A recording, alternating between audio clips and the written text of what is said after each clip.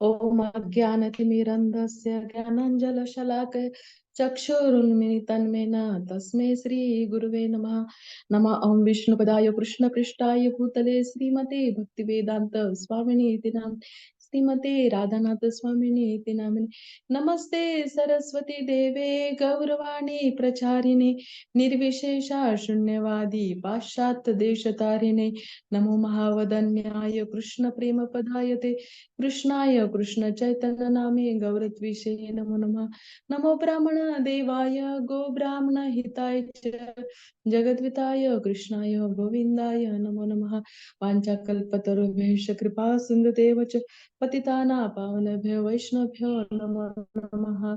जय श्री कृष्ण चैतन्य प्रभु नित्यानंद श्री अद्वैत गदाधर श्रीवासादि गौर भक्तवृंद हरे कृष्णा कृष्णा कृष्णा हरे हरे राम हरे राम राम राम हरे हरे हरे कृष्णा कृष्णा कृष्णा हरे हरे हरे राम राम राम हरे हरे हरे कृष्णा कृष्णा कृष्णा हरे हरे हरे राम राम राम हरे हरे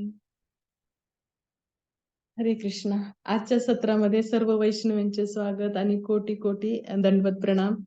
तर आज आपण अध्याय क्रमांक 10 आणि श्लोक क्रमांक 34 हा आजच्या सेवेसाठी आलेला आहे। तर तो मी म्हणून दाखवते आधी। मृत्यू सर्व हरच्चाह उद्भवच भविष्यताम कीर्ती श्री वाचनारीना स्मृतिर्मेधार धृती क्षमा। त्याचा अर्थ असा आहे, सर्व हरण करणारा मृत्यू मी आहे आणि भविष्यामध्ये अस्तित्वात येणाऱ्या प्रत्येक वस्तूचे कारण मीच आहे। स्त्रियांमध्ये कीर्ती ऐश्वर्य मधुरवाणी स्मृती बुद्धी क्षमता आणि दृढता आणि क्षमा मी आहे। आता त्याचा अर्थ असा आहे, श्रील प्रभुपादांद्वारे तात्पर्य, जन्मापासून मनुष्य क्षणोक्षणी मरत असतो। मृत्यू हा क्षणोक्षणी प्रत्येक जीवाचे भक्षण करीत असतो, परंतु शेवटच्या प्रहाराला मृत्यू असे म्हणतात। मृत्यू म्हणजे श्रीकृष्ण आहे। शरीराची वाढ होताना सर्व जीवांमध्ये 6 प्रकारचे बदल होतात। त्याचा जन्म होतो, वाढ होते आणि काही काळासाठी अस्तित्वात राहतात। उपफळे निर्माण करतात, क्षीण होतात, शेवटी त्याचा विनाश होतो। अशा 6 स्थित्यंतरापैकी गर्भातून बाहेर येणे हा पहिला बदल म्हणजे श्रीकृष्ण आहे। जन्मापासून सर्व भावी क्रियांचा प्रारंभ होतो। या ठिकाणी उल्लेख केलेल्या कीर्ती भाग्य मधुरवाणी स्मृती बुद्धी निष्ठा आणि क्षमा या 7 ऐश्वर्यांच्या ऐश्वर्यांना श्रीवाचक मानले जाते। जर एखाद्या व्यक्तीकडे ही सर्व किंवा यापैकी काही ऐश्वर्य असतील तर त्याला स्तुत्य समजले जाते। जर एखादा मनुष्य सदाचारी असेल तर तो स्तुत्य बनतो। संस्कृत ही परिपूर्ण भाषा आहे आणि म्हणूनच अत्यंत कीर्तिमान आहे। त्या विषयाचे अध्ययन केल्यावरती जर मनुष्याला त्या विषयाचे स्मरण होऊ शकत असेल तर त्याला उत्तम स्मृती वरदान लाभलेले असते। निरनिराळ्या विषयांवर अनेक पुस्तके केवळ वाचण्याची योग्यता नव्हे तर जाणून घेणे आणि त्या आवश्यकतेनुसार जीवनात उतरवणे म्हणजेच बुद्धी मेधा होय आणि अस्थिरतेवरती विजय प्राप्त करणे म्हणजे दृढता होय। जेव्हा पूर्णपणे योग्य झाल्यावरती मनुष्य विनम्र आणि शांत होतो तेव्हा तो सुख दुःखांमध्ये स्थिर होतो आणि जेव्हा आपल्याकडे असणाऱ्या ऐश्वर्याला क्षमा असे म्हटले जाते। हरे कृष्ण। तर येथे खूप सुंदर इथे श्रील प्रभुपादांनी खूप सविस्तर इथे समजावून सांगितलेले आहे। आपण फक्त थोडक्यात काही त्याच्यावरती चर्चा करूया।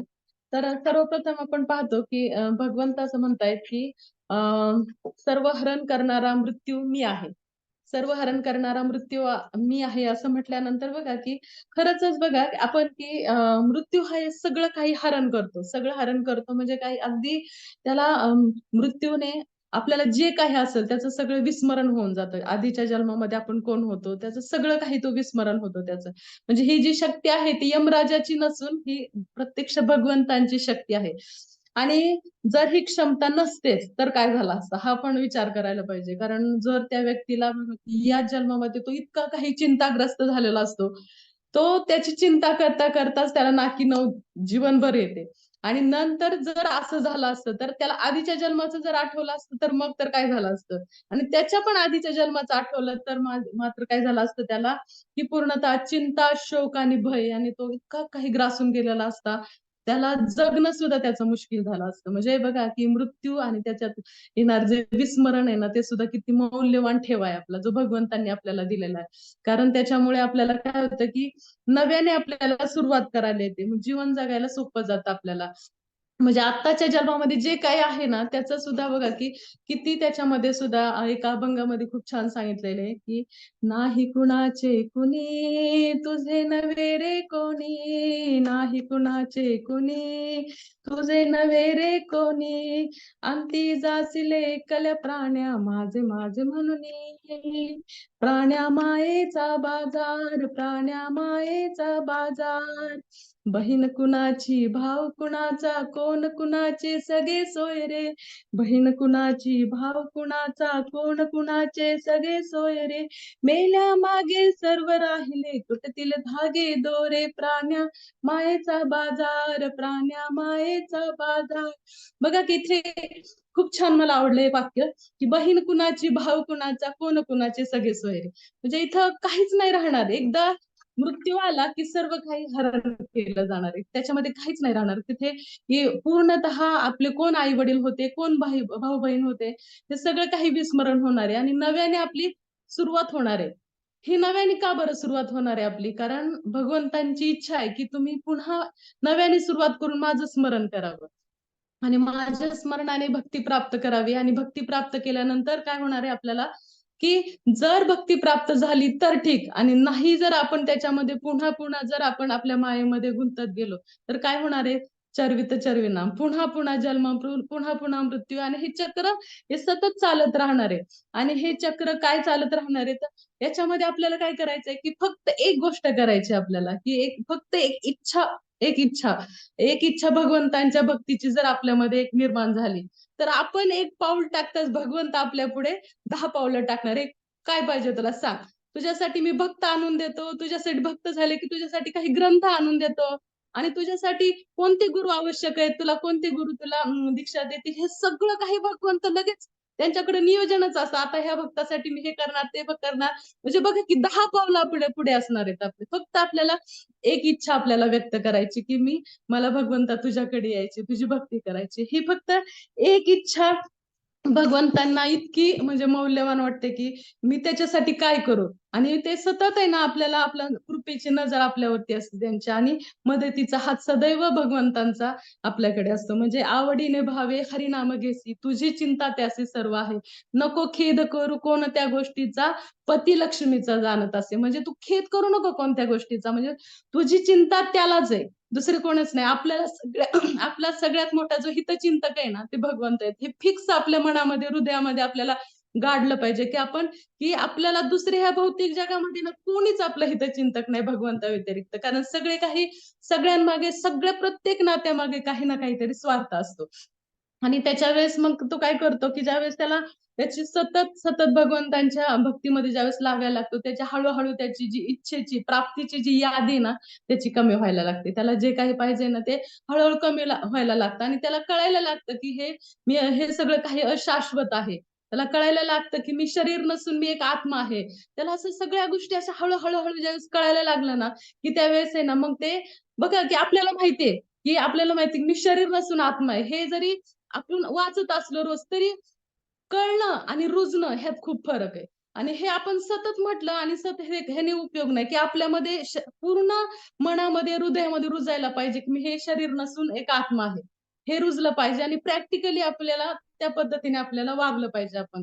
आणि हे ज्यावेळेस होणार आहे ना, त्यावेळेस मग त्याची जे हे मुक्तीची त्याची इच्छा असते ना, त्याची धनम देही, विद्याम देही, ही जी त्याची प्रार्थना असते ना, ते त्याची प्रार्थना बदलायला लागते. म्हणजे प्रार्थना सुद्धा सुद्धा खूप छान व्हायला लागते. प्रभु तव पदयुगे मोरा निवेदन, नाही मागी स्वर्ग सुख, नाही मागी स्वर्ग सुख विद्या धनजन. म्हणजे मला काही नको, स्वर्ग सुख नको देवा, मला काही नको, मला विद्या नको, मला धन नको, मला अनेक जणांनी येऊन माझी स्तुती करावी अशी काहीच इच्छा नसते. एक ज्यावेळेस भक्त प्युरिटीने भक्ती करायला लागतो ना, ह्या कोणत्याच गोष्टीची तो आशा करत नाही, की मला तो म्हणत नाही, की आता माझी खूप प्रसिद्धी व्हावी, की मला खूप सगळ्यांनी नाव जावं. तू किती छान प्रवचन करतो, किती छान प्रवचन करते. काही नाही त्या त्या भक्ताला काही नाही. एका कोपऱ्यामध्ये ना मला ब्रजधाम वृंदावनमध्ये राहण्याची एक जरी जागा मिळाली, 2 पाऊल ठेवायची जरी जागा मिळाली बास, दुसरं काहीच नको. म्हणजे ही ही इच्छा एका भक्ताची व्हायला लागते. म्हणजे एक ज्यावेळेस भक्त प्युअर नाम जप करायला लागतो ना, त्यावेळेस त्याच्यामध्ये मनामधून त्याच्या खूप बदल व्हायला लागतात. मग मग भागवतात सुद्धा बघा, की हा मृत्यूला कोणी घाबरत नाही. मृत्यूचं भय ना आपोआपच त्याच्यामध्ये मधून जायला सुरुवात होते, की मृत्यू म्हणजे त्याला असं वाटतं, की मृत्यू हा उत्सव आहे. हा उत्सव आहे मृत्यू. म्हणजे त्याला असं वाटायला लागतं, की ज्यावेळेस माझा मृत्यू होईल ना, त्यावेळेस काय बदल होणार आहे? की जर भक्ती त्याची पूर्ण होत नसेल, तर हे सेंटर सोडून दुसऱ्या सेंटरला तो जाणार आहे. एवढंच काय व्हायचं होईल. नाहीतर काय होणार आहे त्याचं? की तो भगवंताच्या घरी जाणार आहे. म्हणजे हे खूप उज्ज्वल भविष्य त्याला दिसत असतं. मृत्यू जरी झाला म्हणून हे मृत्यू त्याच्यासाठी हा खूप मोठा उत्सव असतो त्याच्यासाठी. आणि त्याच्यामुळे बघा की आपण ध्रुव महाराजांचं उदाहरण सुद्धा बघ ध्रुव महाराजांनी आयुष्यभर ज्यावेळेस अगदी छोट्या वयामध्ये भगवंतांची प्राप्ती केल्यानंतर सुद्धा आयुष्यभर भगवंतांचं नामस्मरणामध्ये घालवलं आणि ज्यावेळेस मृत्यू त्यांचा वेळ येते त्यावेळेस मृत्यू त्यांच्यासमोर गुडघे टेकून पुढे उभा राहतं आणि म्हणतो, "मी मृत्यू आहे आणि आता मी तुम्हाला न्यायला आलेलो आहे. तुम्हाला हे शरीराचा त्याग करावा लागेल." त्यावेळेस मात्र ध्रुव महाराज काय करतात, त्याच्या डोक्यावरती पाय ठेवून विमानात बसतात. स्वदेही. अगदी म्हणजे ते इतके निर्भय होऊन जातात, त्या मृत्यूला सुद्धा घाबरत नाही. तुकाराम महाराज सुद्धा कसे देही गेले. म्हणजे पण हे ज्यावेळेस भक्तीमध्ये दृढतेने करायला लागतो ना, त्यावेळेस आहे ना, तो इतका दृढ निश्चय होतो आणि भक्तीमध्ये इतका पुढे जातो, की त्याला ह्या दुःख किंवा हे मृत्यू हे सगळं हे खूप काही क्षुल्लक वाटायला सुरुवात होतं. आणि एक मला एक कथा सांगायची आहे नचिकेताची. बऱ्याच जणांनी ती ऐकलीही असेल, की नचिकेता हा एक पहा, की तो एक वार्ष्णेय नावाच्या ऋषींचा पुत्र असतो आणि वार्ष्णेय ऋषींनी काय केलेलं असतं, एकदा यज्ञ ठेवलेला असतो आणि ह्या यज्ञामध्ये त्याने की असं अनाउन्स केलेलं असतं, की मी या यज्ञानंतर माझी पूर्ण संपत्ती लुटणार आहे, सगळी संपत्ती वाटून टाकणार आहे, असं-तसं त्यांनी अनाउन्स केलेलं असतं आणि त्याच्यानंतर पूर्ण यज्ञ होतो आणि काय होतं ह्या यज्ञामध्ये एवढी गर्दी होते, की मग एवढे लोकं म्हणजे त्यांना इच्छुकता लागते, की काय असेल, काय असेल, काय दान मिळेल, काय दान मिळेल, असं सगळं वाटायला लागतं आणि बरेच जण लोकं, ऋषीमुनी सगळे येतात असे आणि आल्यानंतर आसपासच्या गावामधले सगळे यज्ञ झाल्यानंतर मात्र काय होतं, चित्र उलटंच होतं. वर्षभर ऋषी काय करतात, की त्यांच्या काही म्हाताऱ्या गाया, आजारी गाया ज्या असतात ना, ते दान म्हणून देतात आणि कोणाला काहीच बोलता येत नाही त्यांच्यापुढे. आणि मग हे मात्र त्यांचा जो मुलगा आहे, नचिकेता ह्याला आवडत नाही. तर ते म्हणतात, की नचिकेता येतात ते म्हणतात, "तुम्ही एवढ्या संपत्तीला काय इतका आसक्त राहिलाय तुम्ही? तुम्हाला आपण जर दान द्यायचं असेल ना, तुमच्या आवडीची जी गोष्ट आहे ना, ती दान द्यायला पाहिजे आणि तुमच्या आवडीची गोष्ट मी आहे. सांगा बाबा तुम्ही मला कोणाला दान करून देणार? सांगा बाबा तुम्ही मला कोणाला दान करणार?" असं तो अंतःकरणाने म्हणायला लागतो. त्यावेळेस वडील सुद्धा चिडतात आणि "जा तुला मी यमराजांना दान दिलं."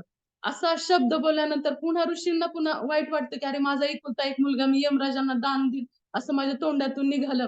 पण नचिकेता सुद्धा दृढनिश्चयी असतात आणि ते म्हणतात, "बरं ठीक आहे बाबा तुमचा शब्द मी पाळणार" म्हणतात आणि "मी यमराजांना दान होऊन जाणार" म्हणतात आणि ते त्यांचं शेवटी ऋषीपुत्र आहे यमराजांपर्यंत पोहोचतात ते.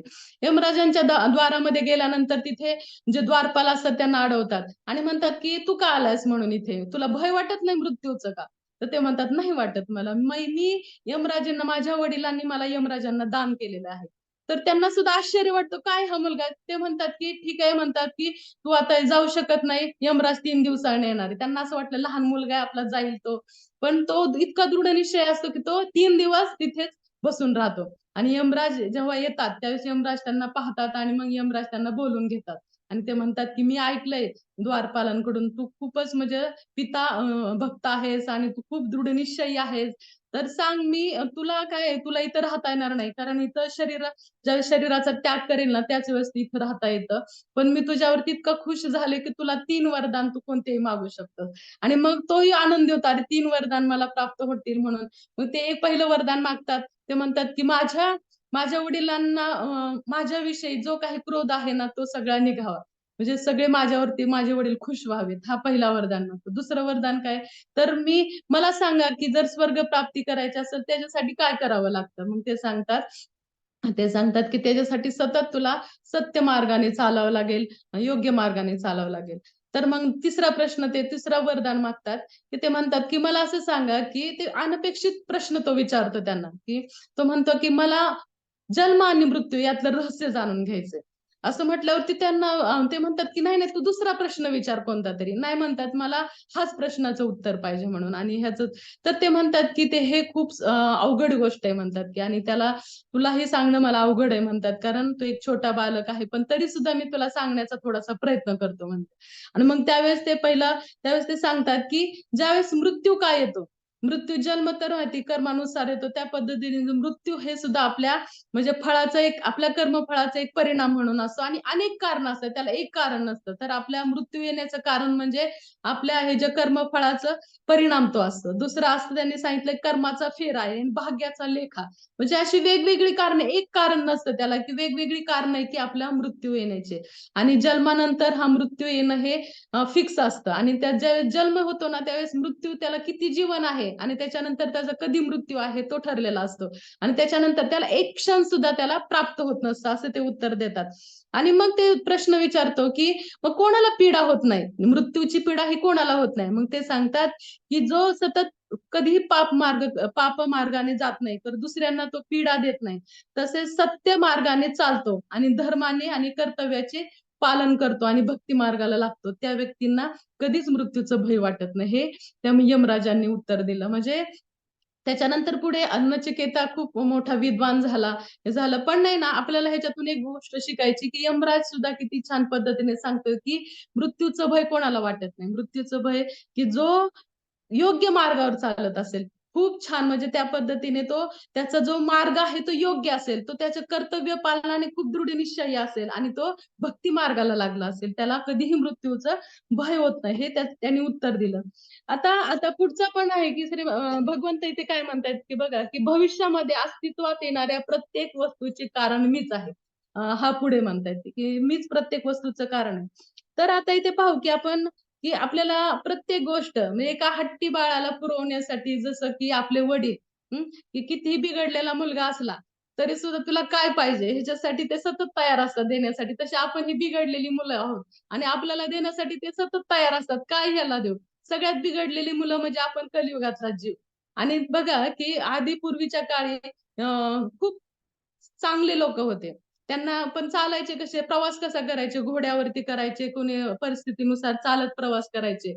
पण कलियुगातला हट्टी जो व्यक्ती आहे त्यांना थोडंसं भगवंतांना दया आली आणि म्हटलं की त्यांचं आधीचं आयुष्य कमी, सगळं जीवन त्यांचं प्रवासातच जाणार आहे. मग त्यांनी काय केलं, गाड्यांचा शोध लावला, विमानाचा शोध लावला, रेल्वेचा शोध लावला. हे सगळे शोध लावले आणि मग आपण गर्वाने म्हणतो, "नाही, मनुष्य जाती बघा किती प्रगतिशील आहोत आम्ही." आणि पूर्वी काय असायचं, स्टोन एज मॅन म्हणायचो आपण त्यांना आणि आपण म्हणजे प्रगतिशील व्यक्तिमत्व, आम्ही मनुष्य प्राणी इतके प्रगत. आम्ही गाड्यांचा शोध लावला, आम्ही सगळं केलं. अहो, आम्ही काय? इथं भगवंतांनी स्पष्ट सांगितलं इथं मेड इन गॉड.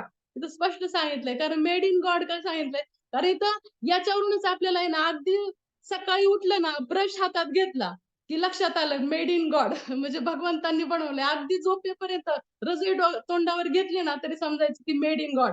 आपलं काही नाहीये इथं भगवंतांनी स्पष्ट सांगितलंय, की भविष्यात जे काही असणार आहे ना, भविष्यामध्ये जे काही अस्तित्वात येणारी प्रत्येक वस्तू ही भगवंतांची आहे आणि भगवंतांनी निर्माण केली. आपण फक्त काय करतोय, की आपण आपला पुढाकार करतोय, की हां, मी केलं असा आपला पुढाकार आहे.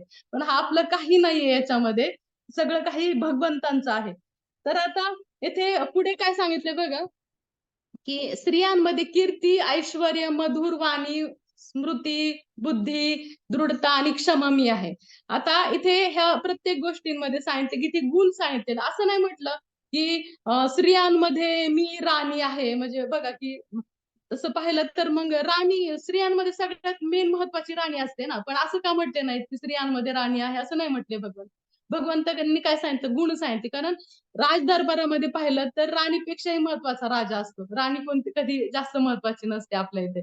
मग भगवंतांनी काय केलं, की तर स्त्रीवाचक जे गुण आहेत ना, त्याचा उल्लेख इथे केलेला आहे.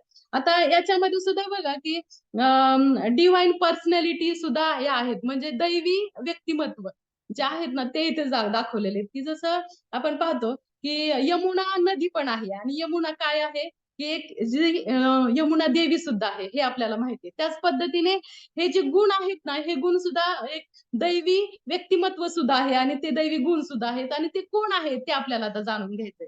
तर याच्यामध्ये बघा, की प्रथम काय आहे, की कीर्ती, स्मृती, मेधा, द्रुता आणि क्षमा हे ज्या आहेत ना, तर ह्या सगळ्या आहेत त्या प्रजापती दक्षाच्या कन्या आहेत त्या सगळ्या. प्रजापती दक्षाच्या कन्या म्हणजे काय, की जर प्रजापतींच्या 60 ज्या कन्या होत्या ना, त्याच्यातल्या ह्या ज्या कन्या आहेत त्या प्रजापती दक्षाच्या आहेत याच्यामध्ये. आणि याच्यामध्ये जी स्त्री आहे ना, म्हणजे ऐश्वर्य, ती महर्षी भृगु मुनींची कन्या आहे. आणि दुसरी आहे वाक म्हणजे मधुरवाणी, ही आहे ब्रह्माजींची कन्या आहे. म्हणजे ह्या सगळ्या व्यक्तिमत्व आहेत आणि त्या सगळ्या म्हणजे ह्या ज्या 7 कन्याचे रूप मी आहेत असं भगवंत म्हणते. हे 7 कन्या मी आहेत असं भगवंतांना सांगायचंय. कारण याच्यामध्ये की हे जे गुण आहेत, ते गुण सुद्धा खूप येणे आपल्यामध्ये गरजेचं आहे. म्हणजे कीर्ती. कीर्ती सुद्धा बघा, की यामध्ये सद्गुणाने आपल्याला आपोआप जगामध्ये ह्या सद्गुणाने काय होतं, आपोआप आपल्या जगामध्ये, ह्या संपूर्ण जगामध्ये आपली कीर्ती वाढायला सुरुवात होते, प्रसिद्धी वाढायला सुरुवात होते. म्हणजे सद्गुण असतात ना, हे दैवी गुण आहेत सद्गुण. याच्यामुळे काय होतं, की भगवंतांच्या आपण जवळ जातो आपण भगवंतांच्या आणि आपल्याला जीवनामध्ये आनंद प्राप्त होत असतो. पण जे दुर्गुण असतात, जे हे आसुरी गुण असतात, जे भगवंतांपासून आपल्याला दूर नेत असतात आणि याच्यामुळे काय होतं, की आपल्यामध्ये दुःख, वेदना, पीडा ह्या सगळ्या ज्या गोष्टीत ना आपल्यामध्ये यायला सुरुवात होतो. म्हणून बघा, की दैवी गुण असणं किती गरजेचं आहे. आणि जे आसुरी दुर्गुण जे आहेत ना, ते आपल्यामध्ये किती आपल्याला दुःख आणि आपण म्हणतो ना, माझ्या जीवनात का दुःख आहे, मीच का इतका दुःखी, हे दुःखी आहे ना आपल्याला ह्या आसुरी गुणांमुळे, हे जे दुर्गुण आहेत ना त्याच्यामुळे निर्माण होत असतात. मग याच्यामध्ये आपल्याला काय होतं, की त्याच्यामध्ये सुद्धा, की जसं असं सांगितलं जातं, की जसं काही गाडी आहे किंवा एखादा मोबाईल आहे, तो चालवण्यासाठी आपल्याला एक मॅन्युअल मिळतं.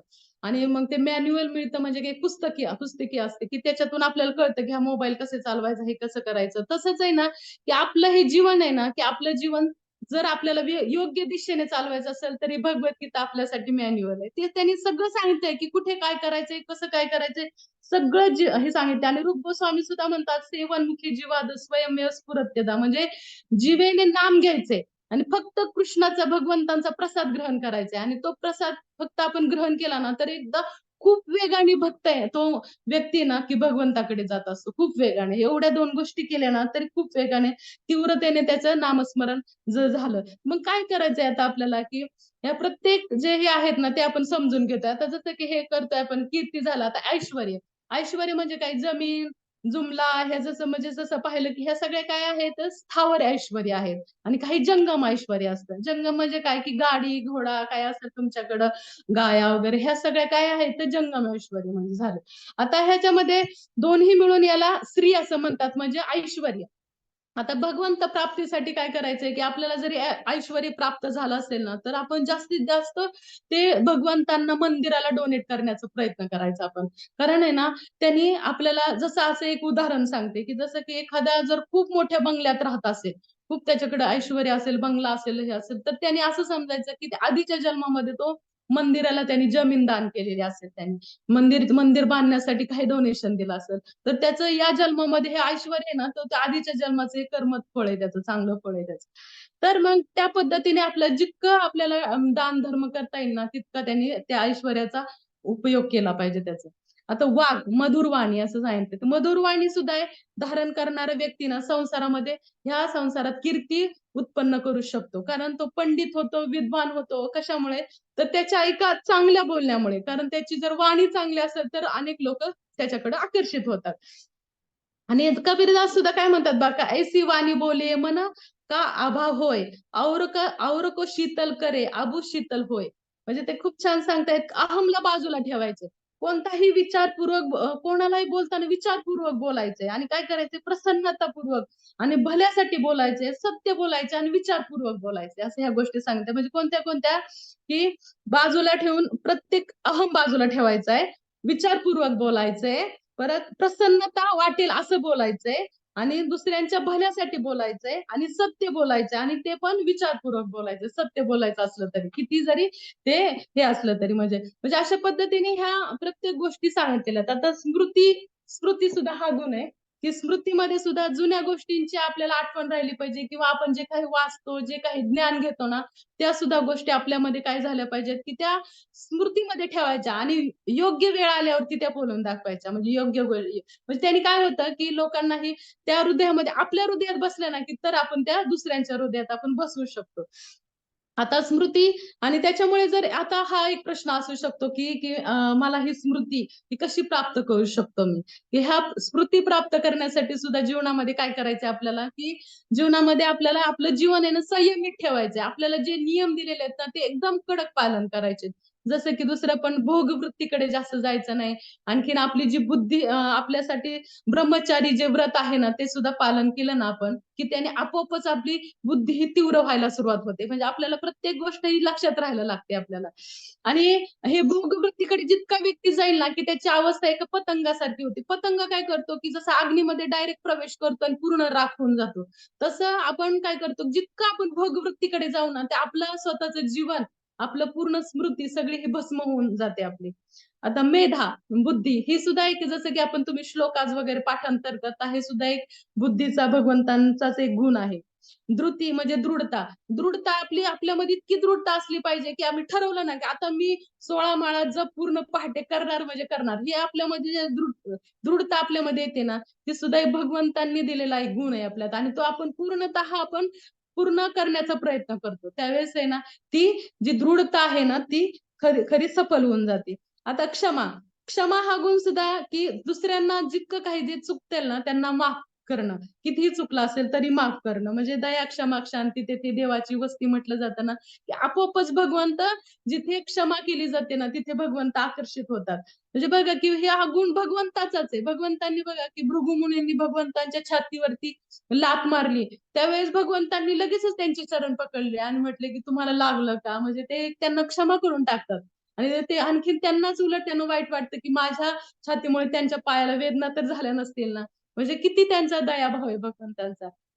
आणि येशू ख्रिस्त बघा, की त्यांना सुळावर चढवतायत, तरी सुद्धा ते काय म्हणतायत, की त्या व्यक्तीला जे मला मारतायत ना, त्यांना माफ करा भगवंता. म्हणजे क्षमा करून टाका. म्हणजे हा एक वैष्णवांचा खूप सुंदर गुण आहे, की तो क्षमा करून टाकतात. आता बघा, की आपल्याला हे जे सगळे गुण सांगितलेत ना, त्याच्यामध्ये काही गुण आहेत ना, आंतरिक गुण आहेत आणि काही बाह्य गुण आहेत. त्याच्यामध्ये कीर्ती, ऐश्वर्य, मधुरवाणी हे जे आहेत ना, बाह्य गुण आहेत. कोणते? कीर्ती, ऐश्वर्य आणि मधुरवाणी हे सगळे बाह्य गुण आहेत. आणि स्मृती, बुद्धी, दृढता आणि क्षमा हे जे आहेत ना आंतरिक गुण आहेत आपले. हे सगळे आंतरिक गुण म्हणजे हे जे गुण आहेत ना, त्या गुणांमुळे आपल्याला काय होतं, की भगवंत आपल्याकडे आकर्षित होतात आपल्याला. आणि याच्यामध्ये असं सुद्धा आहे, की मग आपल्याला असा विचार आपल्या मनामध्ये येऊ शकतो, की अरे हे गुण प्राप्त करण्यासाठी काही केलं पाहिजे का? मला खूप टेन्शन आहे, की माझ्यात हे गुण नाहीयेत. आता मी काय करू? मग आता मला बघा की एक 20 वर्षाचा कोर्स आहे का तो करावा लागेल मला आणि पुन्हा 20 वर्षाचा कोर्स पुन्हा आणखीन 50,000 डोनेशन आणि 25,000 आणखीन त्याला 4 लाख फी असणार आहे असं काहीतरी मला कोर्स आहे तो कोर्स केला ना सगळे गुण मी माझ्यात प्राप्त करेल असं असं काही नाहीये कोणता कोर्स नसतो किंवा काही नाहीये की त्याच्याने जेणेकरून सगळे गुण मी आत्मसात करणार आता छान माझ्यात आता सगळे गुण असं काही नाहीये हे गुण प्राप्त कसे करायचे तर काही नाही सोपं आहे. आपल्याला नाही गुण प्राप्त करण्यासाठी श्रील प्रभुपादांनी इस्कॉन हा मार्ग एवढा सोपा दिलेला आहे ना, की काही करायचं नाही. फक्त प्रभुपादांनी जे काही सांगितलंय ना, ते करायचं. आणि आपण जे नामस्मरण करतो ना, ते अगदी हृदयपूर्वक शांततेत आपण आता वैष्णवी कमिटीतर्फे खूप छान आता हे पण चालू आहे, की आपलं दर रविवारी आपण म्हणजे नामामृत घेतं, की जेणेकरून त्यांनी आपल्याला नामाबद्दल आपल्याला आणखीन रुची निर्माण व्हायला लागली. खरंच वैष्णव कमिटीचे खूप धन्यवाद आहे, की जेणेकरून ते आपल्याला नामाला जवळ करण्याचा प्रयत्न कारण पूर्ण जीवनामध्ये बघा, की 99% नामावरती अवलंबून आहे. आणि मग हे नामच जप आपण जर चांगले घेतले ना, तर कोणता कोर्स करण्याचा, डोनेशन भरण्याचा, फी भरण्याची गरज नाही. त्याच्यासाठी फक्त हरे कृष्णा, कृष्णा कृष्णा, हरे हरे, हरे राम राम राम हरे हरे हृदयपूर्वक नामस्मरण करायचंय आणि फक्त वैष्णवांची सेवा, वैष्णवांच्या शरणागत जायचे. हरे कृष्ण. हरे कृष्ण. तर मी थांबते इथे. तर कोणाला काही प्रश्न असतील तर विचारू शकता आणि उद्या सुद्धा सगळे जॉईन व्हा. उद्या सुद्धा खूप छान प्रवचन सेवा असते. हरी बोल. हरी बोल. जय जय जय जय जय. ब्युटिफुल ब्युटिफुल क्लास जी पूजा. थँक्यू. ही पोएम पण खूप छान होती. सगळे एक्झाम्पल्स. Thank you so much. म्हणजे तुमचा क्लास ऐकत राहावा असा एकदम काही सुमधुर. नाही, तुमच्या सगळ्या वैष्णवांची कृपा आहे माताजी, दुसरं काहीच नाहीये. मी प्रामाणिकपणे अँड नम्रपणे you really ended up so nicely की येस सगळ्याचं नित्यानंद सार प्रभू शेवटी गुरु वैष्णव. महाराजांनी नॉट मी आय एम सेइंग बट तू खूप छान सांगितलं. त्याचा एंड अप खूप छान केला क्लास आपण. थँक्यू. कुणाला काही प्रश्न असतील तर प्लीज विचारू शकता.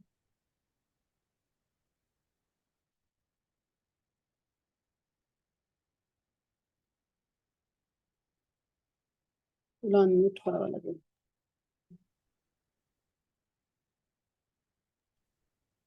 हरे असतील कृष्ण. कोणाचे? हरे कृष्ण माताजी. हरे कृष्ण. दंडवत माताजी. खूप सुंदर क्लास झाला. हृदयस्पर्शी असं सगळं विवेचन होतं. मला एक छोटासा प्रश्न आहे माताजी, की तुम्ही जे सांगितलं की भक्तीची इच्छा हृदयात रुजणं महत्वाचं आहे, तर हे रुजणं आहे भक्तीच्या इच्छेचं, तर हे कसं शक्य होईल? हा, इथे आपण नाही का म्हटलं की म्हणजे आत्मा, मी शरीर नसून मी एक आत्मा आहे. हे आपण रोज ऐकतो, नेहमी ऐकतो, की आपल्याला माहिती पण आहे, गीतेचा आपण अभ्यास करतो. पण ते रुजणं फार महत्वाचं आहे. मी एका लेक्चर मध्ये असं ऐकलं की ते खूप छान सांगत होते, की खूप हायर लेवलचं पण होतं ते. की ते सांगत होते की तुम्ही सकाळी उठला ना की आरशामध्ये बघा. आरशामध्ये बघितल्यावरती तुम्ही आरशामध्ये काय बघता? तुमचं शरीर बघता तुम्ही. तुमचं शरीर बघता आणि तुम्ही आत्मा कधी बघता का नाही बघत. पण तुम्ही थोडीशी प्रॅक्टिस करायला पाहिजे, की तुम्ही समोर बघून हे जे समोर जे आरशामध्ये दिसतंय ना हे मी नाहीये. मी नाही तर हे शरीर, मी आत्मा आहे. म्हणजे असं हे असलं आपल्या ह्याच्यामध्ये आलं पाहिजे, की सतत आहे ना दिवसातून 2-3 वेळा तुम्ही तुम्हाला स्वतःला आठवण करून द्या, की हे शरीर नाही तर मी एक आत्मा आहे. आणि प्रॅक्टिकली पाहिलं ना तर आपल्याला कोणत्या गोष्टीची ज्यावेळेस खूप इच्छा होते ना, की नाही आज आहे ना खूप सुंदर तो हार आहे, तो हार जर नेकलेस मी माझ्यासाठी खरेदी केला तर तो आज मला खूप छान दिसेल, असं मनामध्ये इच्छा येते. त्यावेळेस आपण आहे ना एक असं सुद्धा दृढ विचार करायला पाहिजे, की मी माझ्या शरीरासाठी देतोय, म्हणजे आत्म्यासाठी हार नाही येतो. आत्मा जो आपला आहे, स्वतःचा आहे आत्मा. आत्मा आणि त्याच्यासाठी आपण काहीच देत नाही. पण ह्या शरीरासाठी बघा, की सगळे जे प्रोडक्ट आहेत ना ते सगळे शरीरासाठी आहेत. तुम्ही सौंदर्य प्रसाधने बघा, की शरीरासाठी, पण आणखीन डॉक्टर वेगवेगळे कोणासाठी तर शरीरासाठी. सगळं जे काही चालू आहे ना, की जीवन आपण घालवतोय ना, तर टिचभर पोट्यासाठी म्हणतो ना, तर तसं न राहताय ना, आपल्या इच्छा इतक्या प्रकट होतात आणि इतक्या वाढतात, की मी ह्या शरीरासाठी काय काय करू. म्हणजे तो इतका आणखीन गुंतत जात असतो. म्हणून ते म्हटले, की तुम्ही प्रॅक्टिकली असा विचार करायला पाहिजे, की मी हे हार माझ्यासाठी नसून आहे ना, मी जर हा भगवंतांना घातला ना, तर तो जास्त चांगला दिसेल. शरीर तर काय हे मातीच होणार आहे शरीराची. मग ह्याच्या शरीरासाठी आणखीन किती सजवायचं या शरीराला. आणि त्याच्यापेक्षा मी जर भगवंतांना हे केलं तर आपोआपच माझा आत्मा हा नटला जाणार आहे. आणि अजून ह्या जर आत्म्याला नटवायचं असेल ना, तर आपल्याला माहिती आहे की नामस्मरण हे खूप सुंदर हे आहे. जसं की आपल्याला हे कान हे काय म्हटलं जातं, की यज्ञकुंडाप्रमाणे आहे. आपण जे बोलतो ना हे शब्द, हरिनाम हे एक ना यज्ञामध्ये टाकणारी आहुती आहे. आणि हे यज्ञकुंड कोण आहे? तर यज्ञकुंड आपण म्हणतो, भगवद्गीते म्हणतात, की भगवंत सांगतात, की यज्ञकुंड हे मुख आहे, भगवंतांचं मुख आहे. म्हणजे कशा पद्धतीने आपण आहे ना, आपलं नाम हे यज्ञकुंडात टाकतो. म्हणजे जणू काय ते भगवंतांनाच आपण खाऊ घालतोय प्रेमाने. असं केल्याप्रमाणे आणि मग ते भगवंतांना अर्पण केलं. म्हणजे अशा पद्धतीने हे जे आपण आहे ना, असं एका ह्याच्यात होत नाही, की आपल्याला जीवन घालवायचं त्या रुजण्यासाठी आपलं पूर्ण. कारण आहे ना, ज्या क्षणी आपल्याला कळेल ना, मी शरीर नसून आत्मा आहे, म्हणजे रुजेल, त्यावेळेस आपण ह्या संसारात सुद्धा राहू शकत नाही माताजी. म्हणजे आपली इतकी विरक्ती आपल्यामध्ये येईल. आपली आसक्ती आहे म्हणून आपण या संसारात आहोत. आणि ही आसक्ती आपल्याला फक्त आपण प्रार्थना करत राहायची, की हे मला याच्यामध्ये येऊ दे, म्हणून मला कळू दे की मी शरीर नसून एक आत्मा आहे, म्हणून हे कळू दे. हे फक्त आपण प्रार्थना करत राहायची आणि एक ना एक दिवस भगवंत कोणत्या ना कोणत्या जन्मात किंवा या जन्मात आपल्याला हे नक्कीच आपल्याला कळेल. हरे कृष्ण माताजी. जय हो. खूप छान सांगितलं माताजी. स्पेशली ते वृंदावनामध्ये 2 पावलं जरी जमीन मिळाली तरी ते खूप आहे आपल्यासाठी, असं जे तुम्ही सांगितलं ना, तर ते खूप हार्ट टचिंग आहे. सगळ्या आजचं लेक्चरच तुमचं खूप सुंदर होतं. आणि थँक्यू माताजी, की वास्तविक इच्छा आपल्याला काय असली पाहिजे, की भक्तिमय मार्ग हृदयातून आपल्याला स्फुरला पाहिजे आणि त्या चेतनेने आपण हरिनाम किंवा इतर क्रिया केल्या पाहिजे. Thank you so much. थँक्यू माताजी. हरी बोल. हरी बोल. हरी बोल. माताजी दंडवत. धन्यवाद. खूप सुंदर. म्हणजे ज्या सगळ्या लोकांना एकाच गोष्टीची भीती असते, मृत्यू. आणि तुम्ही त्याचं इतकं सुंदर वर्णन केलं की त्याला सामोरं कसं जायचं. थँक्यू त्यामुळं माताजी. खूप खूप आभार. की किती सोपं केलं तुम्ही ते. खूप अवघड गोष्ट खूप सुंदर शब्दात, खूप सोप्या शब्दात समजावली. खूप खूप धन्यवाद माताजी. थँक्यू. थँक्यू माताजी.